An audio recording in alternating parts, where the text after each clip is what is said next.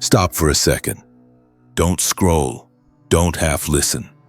I want you to ask yourself one question as honestly as you can. Who told you that being a good person would keep you safe? Somewhere along the way, you were sold a script. Be kind and people will be kind back. Be generous and they'll be loyal. Be honest and you'll be respected. You were promised that if you followed the rule, if you stayed soft, if you kept your teeth hidden, life would protect you. That script might have worked when you were a kid. It does not work in the world you live in now. Because here's the part nobody put on the poster. Goodness, on its own, doesn't shield you. It exposes you. When your entire identity is the good one, you're not walking around in armor. You're walking around with a neon sign over your head that says, I won't bite. I won't push back. I won't make this difficult. You don't look dangerous. You look available. Think about your own life for a second. How many times has your kindness turned into a shortcut for someone else? How many times has your patience been treated like a bottomless pit instead of a gift? How many times have you told yourself, if I just keep being good, eventually they'll see my value, while watching someone colder, sharper, less giving than you get the promotion, the respect, the space you wanted? This is where Machiavelli walks into the room, not as some dusty philosopher with quotes on a wall, but as the first person in your life who looks you in the eye and says, look at what actually happens, not what you were told should happen. He watched kind rulers get overthrown. He watched gentle leaders get torn apart by people they tried to protect. He saw exactly what you're living now, in a world full of teeth. Harmlessness is not a virtue. It's an invitation. I'm not here to turn you into a villain. I'm not here to tell you to become cruel, or to stop caring, or to burn your conscience. What I am telling you is this. The version of goodness you were trained into is childlike. It assumes the world will play fair because you do. That belief is what keeps you stuck, drained, and wondering why your good heart feels like a liability instead of an advantage. So I want you to make a quiet decision, right now, just between you and you. The harmless version of you is retired. You don't have to announce it. You don't have to prove it. But you do have to see it clearly. Staying soft in a sharp world is not nobility. It's self-abandonment. You can still be good. You just can't afford to be defenseless. In the next part, we're going to strip away the fantasy completely and look at how people actually read your kindness. Not what you feel, not what you intend, but what your behavior signals to them. Once you see that, you'll understand why the world has been treating you the way it has. And after that, you'll never look at your own goodness the same way again. Let's be brutally honest for a moment. You know how you feel when you're being kind. You feel warm, helpful, maybe even a little proud of yourself for doing the right thing. But out there, in other people's heads, none of that exists. They don't feel your intentions. They only see your patterns. When you always answer the phone, no matter how tired you are, that becomes a pattern.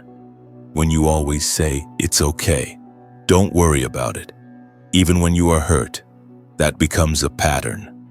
When you stay late, pick up the slack, smooth over every conflict, that becomes a pattern.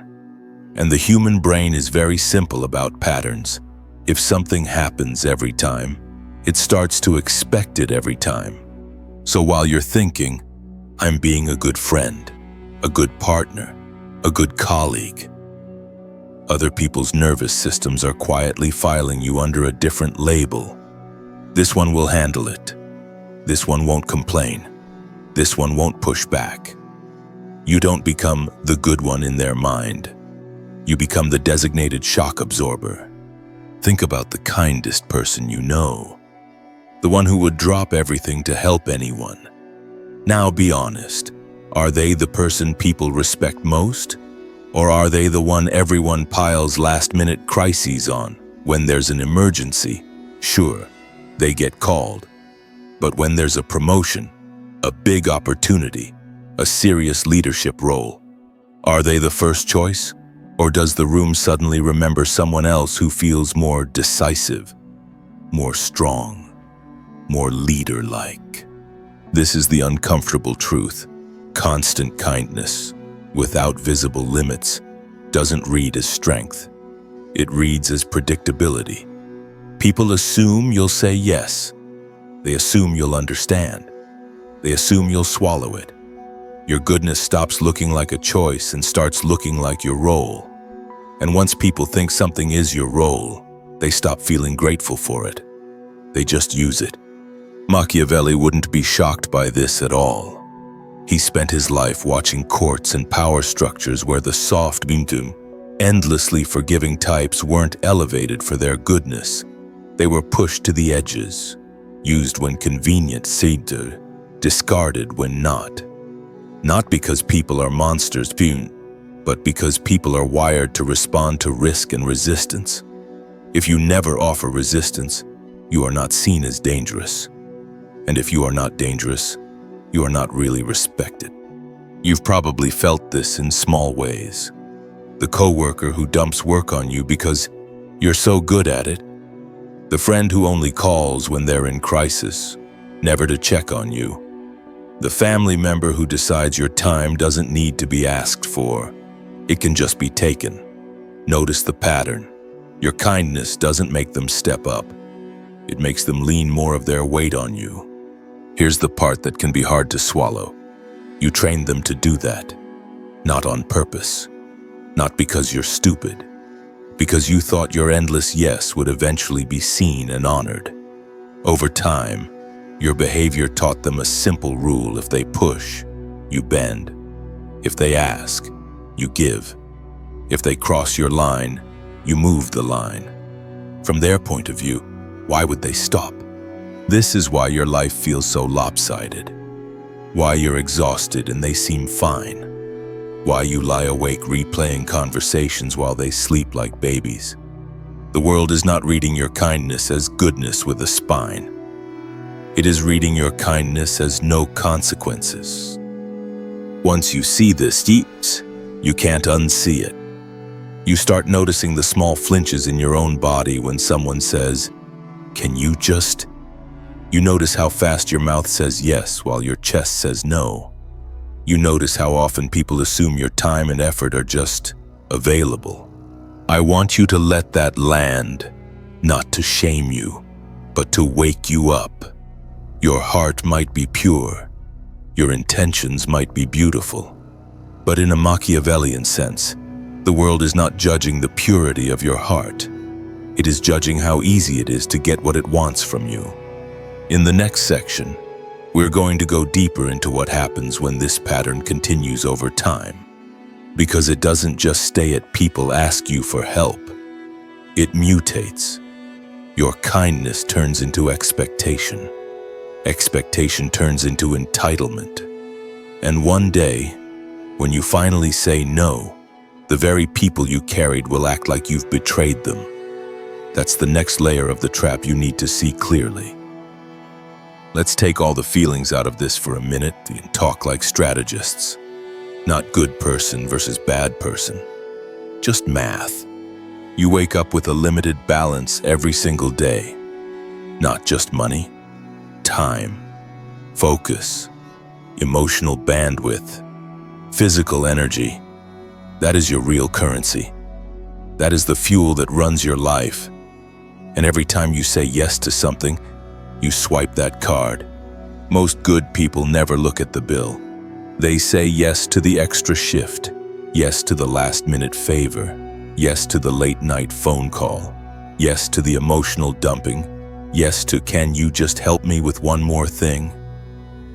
And because each yes feels small in the moment, they don't notice the total until they're wiped out, bitter, and secretly fantasizing about disappearing. Think about a normal week for you. How many things do you do because you truly choose them? And how many do you do because you don't want to disappoint someone? How many hours go into your own goals, your own growth, your own rest, and how many are quietly donated to other people's chaos? This is where Machiavelli would raise an eyebrow at you, not because you're kind, but because you're unguarded. He understood that power isn't just titles and money. Power is control over your own resources. A person who can be pulled in any direction by anyone who asks nicely is not powerful. They are just available. Imagine your day as a map. Every yes you say paints a line from your center to someone else's agenda. Say yes to everyone and suddenly you're stretched in 10 directions at once. A thin web of obligations with you fraying in the middle. It doesn't matter how pure your intentions are if there's nothing left of you by the end of the day. Here's the part no one tells you when they're praising you for being so helpful. Every yes is also a no. When you say yes to staying late for your coworker, you are saying no to sleep, or to your side project, or to time with your partner. When you say yes to listening to someone vent for the third night in a row, you are saying no to the quiet your own mind needs to recover. You might not say the word no out loud, but your nervous system feels it. And over time, that cost piles up. Your body keeps the receipts. Exhaustion, irritability, resentment, the dull, constant sense that your life is passing while you solve everyone else's problems. You start snapping at people you care about. You start losing respect for yourself. You start feeling like a background character in your own story. Then here's the twist. When you finally hit the wall and shut down, you don't just crash alone. You crash on top of the people who have been leaning on you. The one who never says no eventually disappears, ghosts, explodes, or burns out. Now there's not just one problem. There's two, their mess and yours. That's why unlimited kindness isn't just bad strategy. It's structurally unstable. You've seen the airplane mask instructions 100 times. Secure your own mask before assisting others. You probably nodded and never thought about it again. But that rule is the opposite of how you've been living. You've been ripping your mask off mid-flight to hold it over other people's faces while you slowly suffocate, then wondering why nobody is saving you. I want you to try on a different internal rule.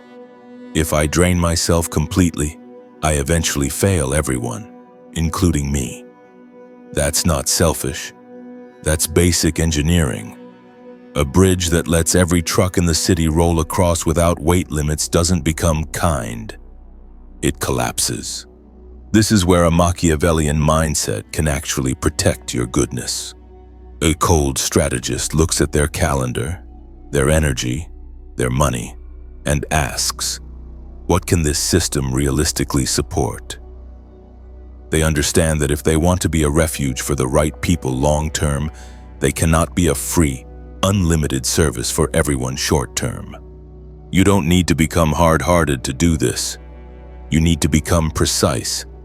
Instead of automatically asking, how can I help? You start adding a second question. What does this cost me? And can I afford it?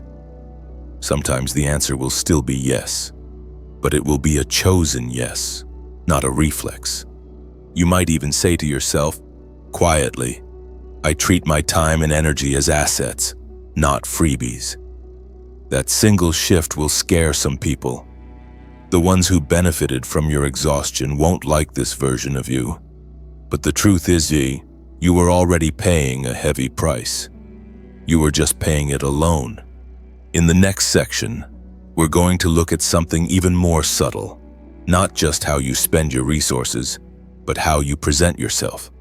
Because in a world that judges by appearances before it ever understands your heart, it's not enough to manage your time. You also have to craft your image, the surface of goodness people see, and the strategy underneath that they don't. Let's take all the feelings out of this for a minute and talk like strategists. Not good person versus bad person. Just math. You wake up with a limited balance every single day. Not just money, time, focus, emotional bandwidth, physical energy. That is your real currency. That is the fuel that runs your life. And every time you say yes to something, you swipe that card. Most good people never look at the bill. They say yes to the extra shift, yes to the last-minute favor, yes to the late-night phone call, yes to the emotional dumping, yes to "can you just help me with one more thing?" And because each yes feels small in the moment, they don't notice the total until they're wiped out, bitter, and secretly fantasizing about disappearing. Think about a normal week for you. How many things do you do because you truly choose them? And how many do you do because you don't want to disappoint someone? How many hours go into your own goals, your own growth, your own rest? And how many are quietly donated to other people's chaos? This is where Machiavelli would raise an eyebrow at you. Not because you're kind, but because you're unguarded. He understood that power isn't just titles and money. Power is control over your own resources. A person who can be pulled in any direction by anyone who asks nicely is not powerful. They are just available. Imagine your day as a map. Every yes you say paints a line from your center to someone else's agenda. Say yes to everyone and suddenly you're stretched in 10 directions at once. A thin web of obligations with you fraying in the middle. It doesn't matter how pure your intentions are if there's nothing left of you by the end of the day. Here's the part no one tells you when they're praising you for being so helpful. Every yes is also a no. When you say yes to staying late for your coworker, you are saying no to sleep, or to your side project, or to time with your partner. When you say yes to listening to someone vent for the third night in a row, you are saying no to the quiet your own mind needs to recover. You might not say the word no out loud too, but your nervous system feels it. And over time, that cost piles up. Your body keeps the receipts. Exhaustion, irritability, resentment. The dull, constant sense that your life is passing while you solve everyone else's problems. You start snapping at people you care about. You start losing respect for yourself. You start feeling like a background character in your own story. Then here's the twist. When you finally hit the wall and shut down, you don't just crash alone. You crash on top of the people who have been leaning on you. The one who never says no eventually disappears, ghosts, explodes, or burns out. Now there's not just one problem. There's two. Their mess and yours. That's why unlimited kindness isn't just bad strategy. It's structurally unstable. You've seen the airplane mask instructions 100 times. Secure your own mask before assisting others. You probably nodded and never thought about it again. But that rule is the opposite of how you've been living. You've been ripping your mask off mid-flight to hold it over other people's faces while you slowly suffocate, then wondering why nobody is saving you. I want you to try on a different internal rule. If I drain myself completely, I eventually fail everyone, including me. That's not selfish. That's basic engineering. A bridge that lets every truck in the city roll across without weight limits doesn't become kind. It collapses. This is where a Machiavellian mindset can actually protect your goodness. A cold strategist looks at their calendar, their energy, their money, and asks, what can this system realistically support? They understand that if they want to be a refuge for the right people long-term, they cannot be a free, unlimited service for everyone short-term. You don't need to become hard-hearted to do this. You need to become precise. Instead of automatically asking, how can I help? You start adding a second question. What does this cost me? And can I afford it? Sometimes the answer will still be yes, but it will be a chosen yes, not a reflex. You might even say to yourself, quietly, I treat my time and energy as assets, see, not freebies. That single shift will scare some people. The ones who benefited from your exhaustion won't like this version of you. But the truth is, you are already paying a heavy price. You are just paying it alone. In the next section, we're going to look at something even more subtle. Not just how you spend your resources, but how you present yourself.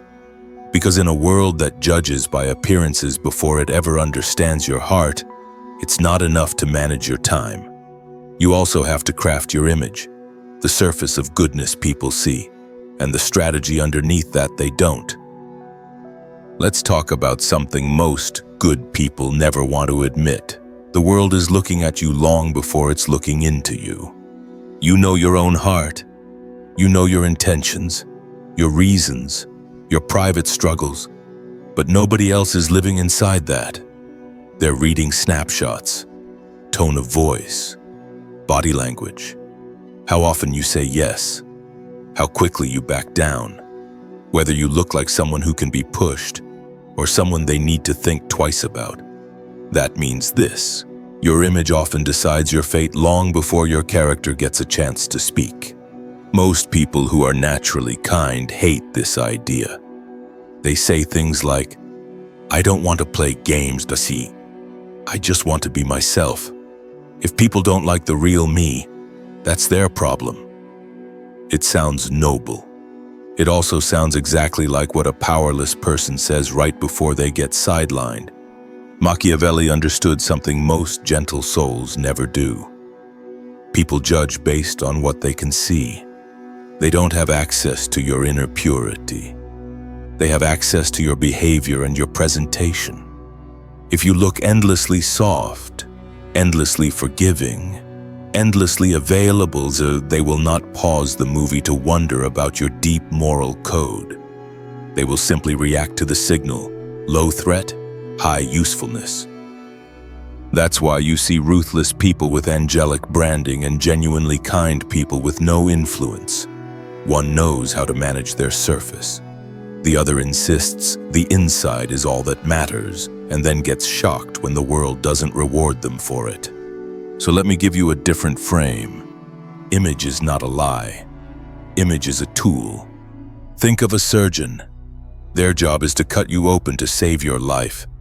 On the table, there is blood, pain, and risk. If you only saw that moment, you might say, "This is brutal." But when you zoom out, you understand the cut is mercy in disguise. The same is true with power.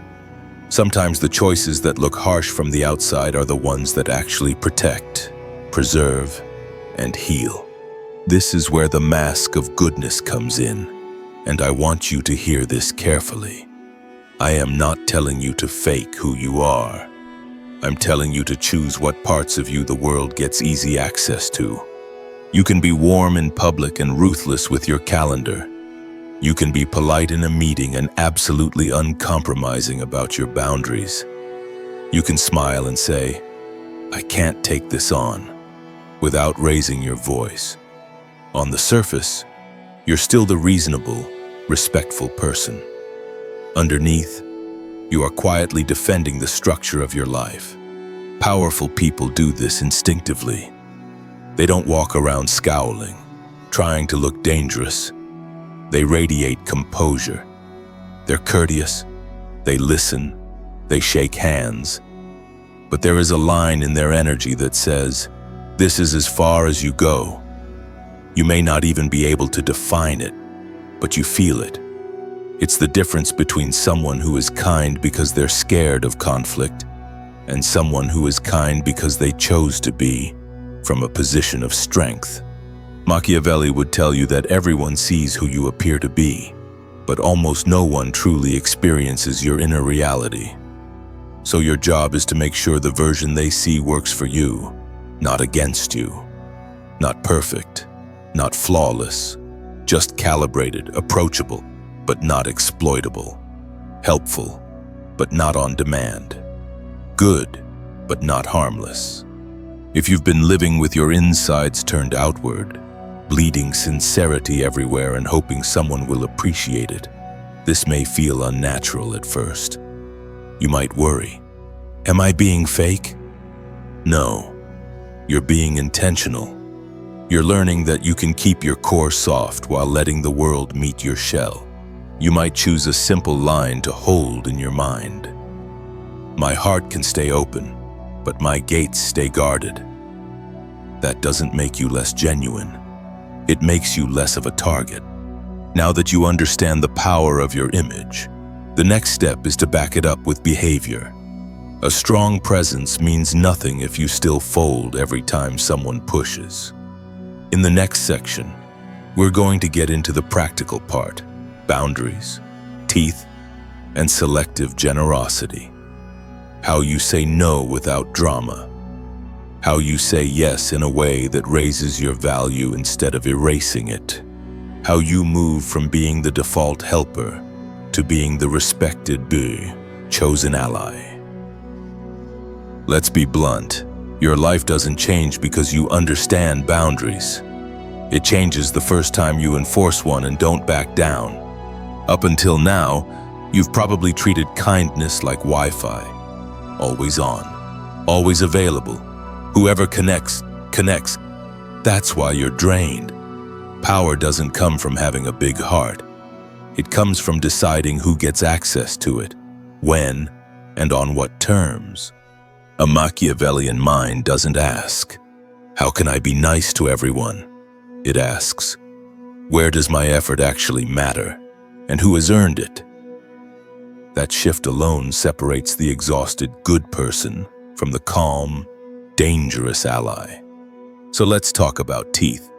Teeth don't mean yelling, slamming doors, or turning into some cartoon villain. Teeth mean there is a visible edge to you. It means people can feel that there are consequences if they keep pushing. You're still polite. You're still composed, but you are no longer infinitely flexible. Imagine this version of you. Someone asks for a favor that will cost you your evening. Old you hears the request, feels guilt, and says yes before your brain even checks your schedule. New you pauses.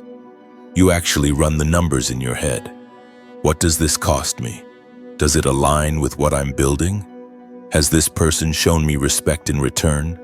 If the answer is no, you say, "I'm not able to take that on," and you don't flinch in the silence that follows. That moment is where your new life starts.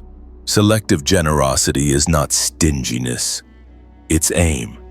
Instead of spraying your time and energy over anyone who stretches out a hand, you become precise. You're still capable of huge kindness, but you reserve it for people who respect it, for situations that align with your values, for causes that actually move your life and theirs forward.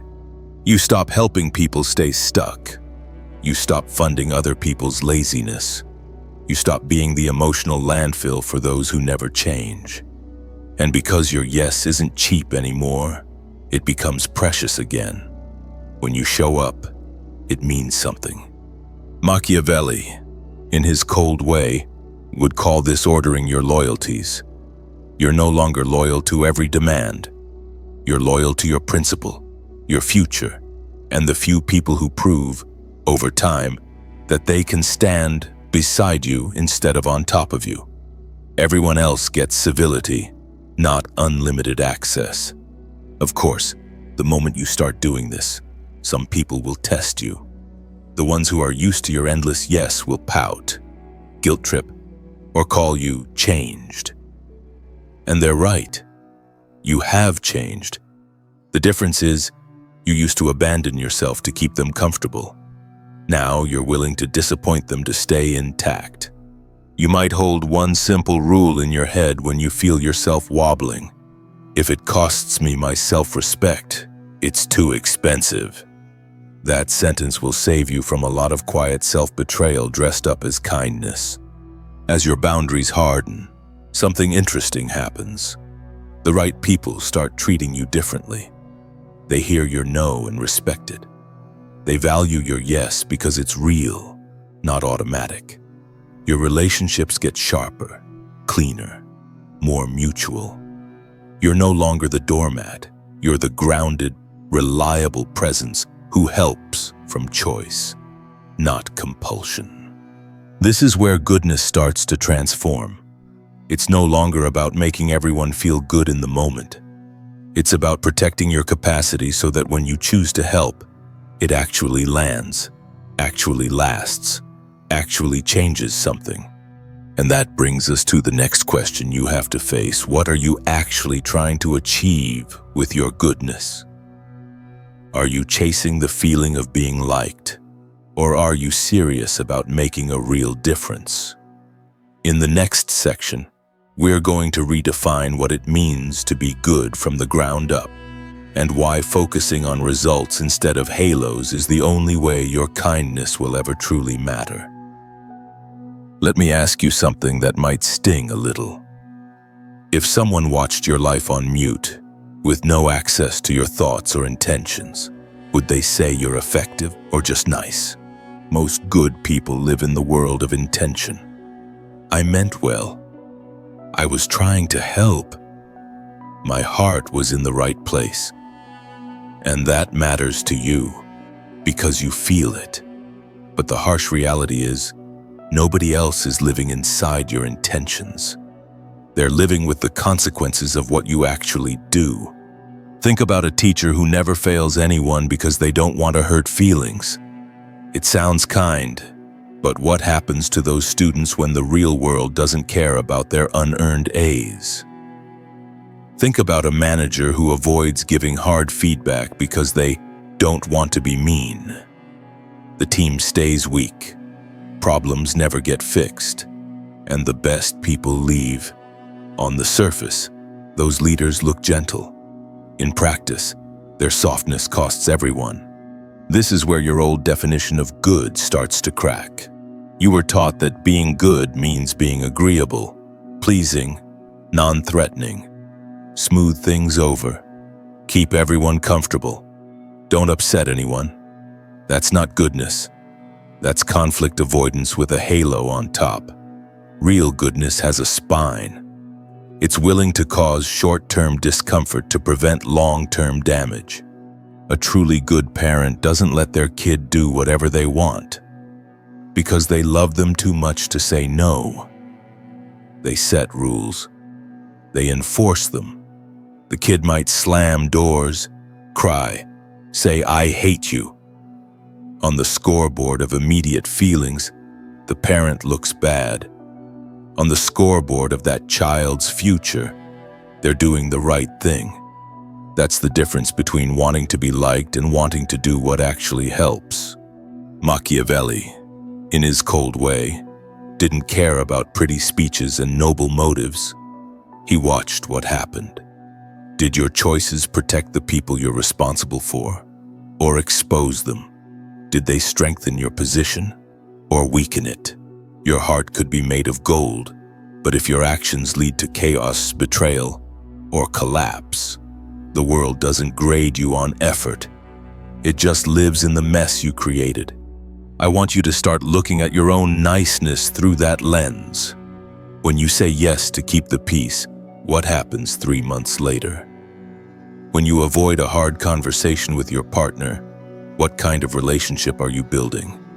When you keep bailing out a friend who refuses to change, are you really helping them? Or are you just buying temporary relief so you don't have to watch them struggle? Real goodness is measured in outcomes. Did this choice make things stronger or weaker? Did it move someone closer to growth or deeper into dependence? Did it protect what matters? Or did it just make today feel a bit more comfortable while tomorrow rots? That doesn't mean anything goes as long as you tell yourself a nice story about your motives. It means you stop hiding behind, "I meant well," and start asking, did this actually work? Did this actually help? Sometimes the kindest thing you can do is say the sentence someone doesn't want to hear. Sometimes the most compassionate move is, "No, I won't rescue you this time. You need to learn how to stand." You might even give yourself a new internal rule. If my kindness keeps everyone stuck, it isn't kindness anymore. That's the line between being liked and being truly useful.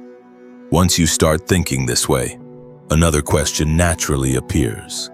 If goodness is about real impact, not just soft intentions, then what kind of impact do you actually want to leave behind?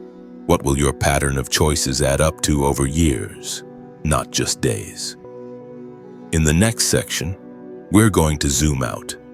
We'll talk about survival, legacy, and what it means to become the kind of person whose strategic goodness doesn't just feel right in the moment, it actually shapes the world around you. Let's zoom all the way out for a moment. One day, you're going to be gone. The meetings, the text messages, the petty arguments, the little favors, all of it will be over. And what will be left is the imprint you made on the people and the world around you. Not your potential, not your excuses, not your intentions, just the pattern of what you actually did. Ask yourself honestly, if you keep living the way you've been living, what will your legacy be? They were so nice. They never caused trouble. They always helped. That sounds sweet, but read it again. There's no weight in it. No power, no impact. It's a description of a background character. History doesn't remember people for being easy to be around. It remembers the ones who bent reality, who built something that outlived them, who protected what mattered even when it made them unpopular. And here's the part you cannot escape. You can't build anything that lasts if you don't survive long enough, strong enough, to build it. That's where survival and legacy collide.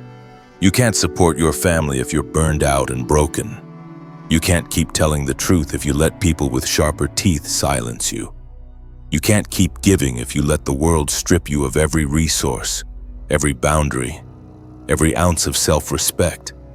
The kindest soul in the room becomes irrelevant the moment they are crushed.